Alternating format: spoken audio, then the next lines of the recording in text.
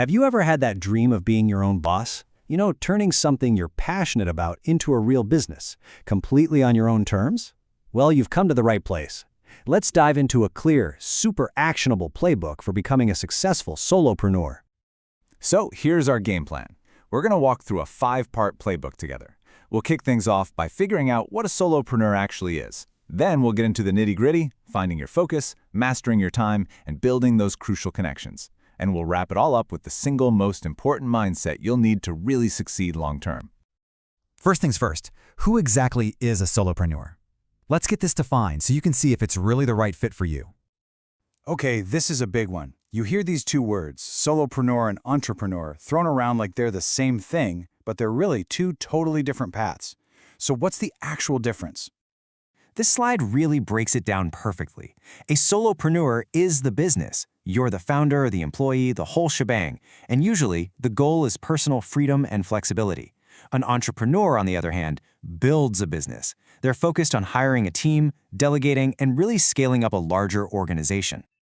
The bottom line is this: a solopreneur runs the show alone. Sure, you might bring in freelancers for specific projects here and there, but you're not building a big team of permanent employees. You are the expert, the creator, and the manager, all rolled into one. So, how do you know if you're ready to take the leap? Look, having a passion and a product is obviously key, but if you ask me, the most important sign on this list is that you're ready to learn. As a solopreneur, you have to be a jack of all trades, and that genuine love for learning new things, that's what's going to set you up for success more than anything else. All right, on to the first critical step in our playbook, finding your niche. It's so tempting to try and appeal to everyone, right? But the most successful solopreneurs start small and super focused. Why? Because a clear niche lets you become the absolute go-to expert, which makes it so much easier to stand out and build a loyal audience. So how do you find it? It's a simple 4-step process. First, start with what you love and what you know. That's the fuel that'll get you through the tough days. Next, be honest about the work-life balance you want. You want to build the business around your life, not the other way around. Step 3 is absolutely non-negotiable. Test your idea. Is there a real demand? Who's your competition? Doing this homework now will save you a ton of time and money later. And finally, you've got to make a plan. This isn't just a wish list, it's your roadmap. Okay, you've got your idea, you've got your niche. Now for the engine room of being a solopreneur, mastering your own productivity. When you're the only one responsible for everything, how you manage your time and energy is, well, it's everything. I absolutely love this quote. And it's not just for physics class, It's the perfect metaphor for motivation. The hardest part is just getting started. But once you get that ball rolling, once you complete just one small task, it's so much easier to keep that productive energy going. So how do you stay in motion? It really comes down to a few key habits. A daily routine is huge. It trains your brain that it's work mode. Making sure you prioritize the important stuff first means you're always working on what matters. And hey, don't forget to figure out your personal productivity hours. If you do your best work late at night, lean into it. That's one of the best perks of being your own boss. And since most solopreneurs work from home, creating those boundaries is a total game changer. Having a dedicated workspace, even if it's just a corner of a room, tells your brain it's time to focus. And when your workday is done, be done. If a great idea pops into your head at 9 p.m., just jot it down in a notebook and deal with it tomorrow. You have to protect your personal time to avoid burnout. Now let's talk about networking. I know the word is solopreneur, which sounds like you're supposed to be isolated. But the truth is, you can't succeed in a vacuum.